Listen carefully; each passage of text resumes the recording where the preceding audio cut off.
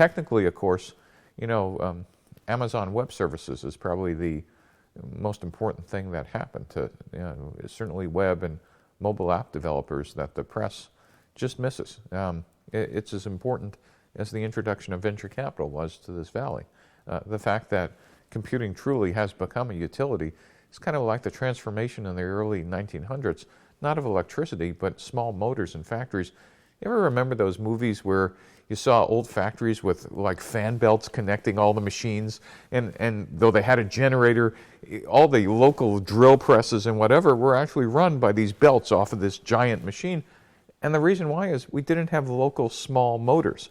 Motors weren't that efficient. Electric motors just hadn't been developed until the 1920s.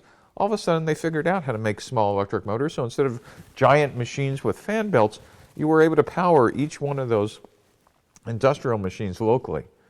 What's happened with Amazon Web Services is truly we've now turned the laptop into that local machine. We no longer need that big fan belt to a workstation or a mini computer or any powerful local processing.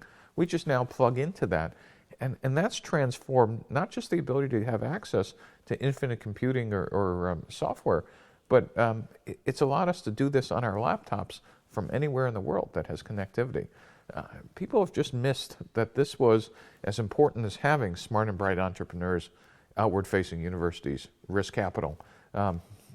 Amazon has kind of transformed, I think, our ability to do not just 100 or 1,000, but hundreds of thousands of startups. I think the thought that Jeff Bezos has accidentally, or maybe on purpose, powered a whole generation of applications.